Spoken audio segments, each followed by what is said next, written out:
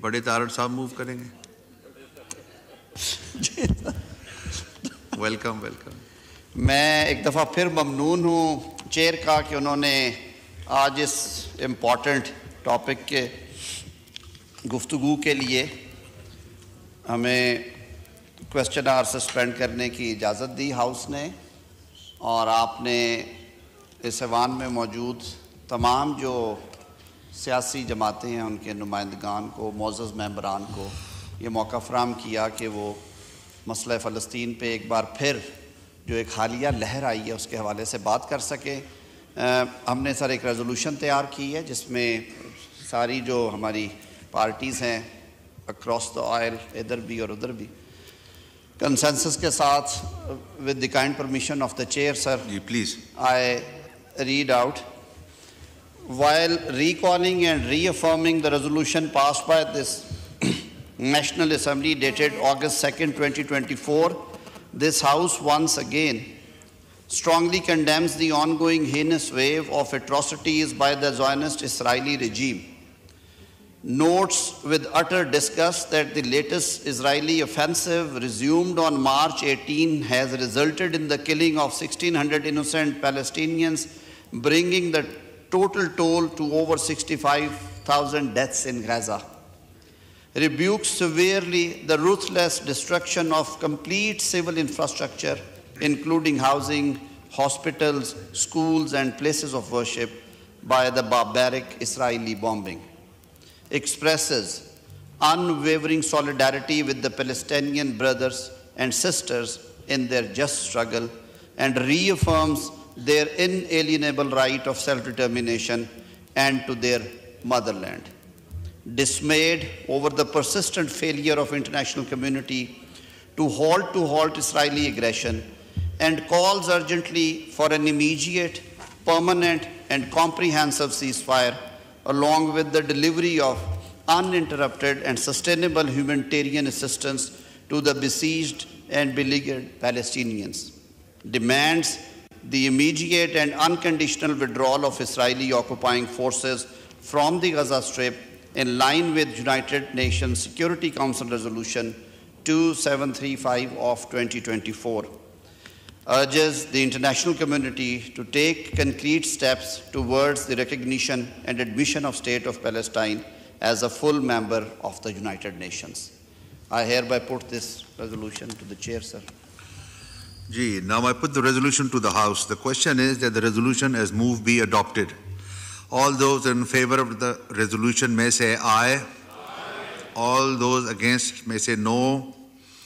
I think the ayes have it, and consequently the resolution is adopted unanimously. अच्छा, जमाल शाह काकड़ साहब, मैं आपको time देना चाह रहा था। ये रेजोल्यूशन तो हो गया, आपको 2 दफ़ा मैंने टाइम देने के लिए प्रॉमिस किया था, मगर आप बोल नहीं सके, तो ज़रा ब्रीफ प्लीज़। मैं आपके पास 3 मिनट हैं, काइंडली प्लीज़। मेहरबानी, बहुत मेहरबानी जनाब स्पीकर। बदकिस्मती है कि इसराइल और फ़लस्तीन का जो बहस चल रहा था और बहुत खूबसूरत से हासिल बहस हुआ है, लेकिन उसमें हम हिस्सा नहीं ले सकते। चलो जनाब स्पीकर, मैं ज़रा मुख्तसर, यहाँ पे अता तारड़ साहब भी बैठे हुए हैं, मैं उससे स्पेशल रिक्वेस्ट करता हूँ कि जो पॉइंट मैं आउट कर रहा हूँ आप नोट करें। अता साहब 2 मिनट। तो बलूचिस्तान के हवाले से मैंने बात करना है।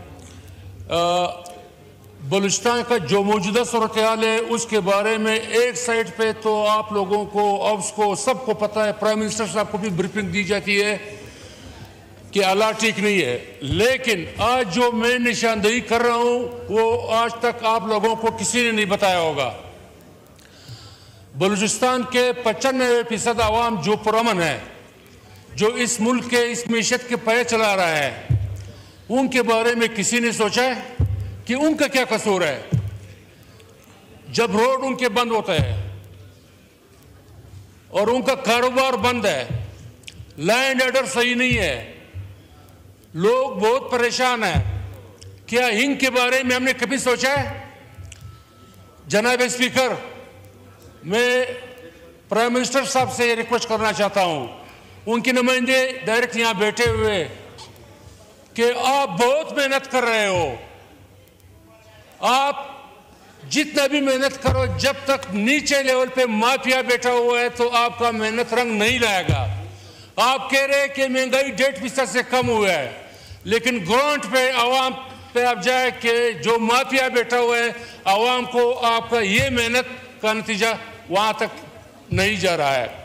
मैं एक छोटा मिसाल दे रहा हूं आपको। जनाब स्पीकर, एनिमल चैनल्स आपने देखे होंगे। एक छोटा सा मिसाल मैं कोट करना चाहता हूं कि एक हिरन के पीछे चीता लगा हुआ था, टाइगर लगा हुआ था, लेकिन भागता भागता एक झील नुमा तालाब में वो कूद पड़ी। जब वो वहां गई तो वहां एक मगरमच्छ ने हमला कर दिया। जब वो दूसरे किनारे पहुंची तो शेर खड़ा था। तो यहाँ पे बलूचिस्तान में भी जंगल का कानून बना हुआ है। जब सारे रोड बंद थे, ट्रेन बंद था, तो हमारे प्राइवेट एयरलाइन और PIA ने 14,000 का टिकट 9,000 पे बेचना शुरू कर दिया। किस कानून के तहत, किस मैकेनिज्म के तहत? कोई पूछने वाला यहाँ पे है? तो मैं प्राइम मिनिस्टर से रिक्वेस्ट करता हूँ कि आप पूछ ले, आप रिकॉर्ड निकाले कि 14,000 रुपए का टिकट जब आपको पता चला कि रास्ते सारा बंद है, ट्रेन बंद है, पब्लिक का एक ही जरा है दरामद का, तो वो उन्होंने 14,000 का टिकट 90,000, 70,000, 80,000 का फरोख्त करना शुरू कर दिया। क्यों? ये कोई इंसानियत है? दूसरा, ये यहाँ पे जो पेट्रोल 10 रुपए महंगा या सस्ता होता है, बाकायदा एक कमेटी बैठती है, ओगरा बैठता है, फिर प्राइम मिनिस्टर अप्रूवल देता है। लेकिन ये जो मोबाइल फोन की कंपनियां हैं, आप इनका कोई पूछने वाला है कि आपने 600 रुपए का सुपर कार्ड 1600 तक क्यों पहुंचाया? किस रीजन के तहत? क्या मैकेनिज्म है? कोई पूछने वाला है? 800 का मंथली पैकेज 2200 रुपए तक पहुंचाया।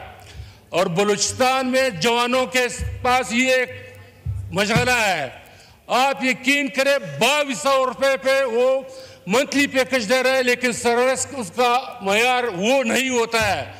हमारे डिस्ट्रिक्ट शहरानी, जोब, मुस्तखेल, दुखी, सिब्बी, पंजगुर, जहां पे 2200 रुपए का पैकेज है, लेकिन वहां पे मयार वो नहीं है। तो कोई पूछने वाला तो होगा।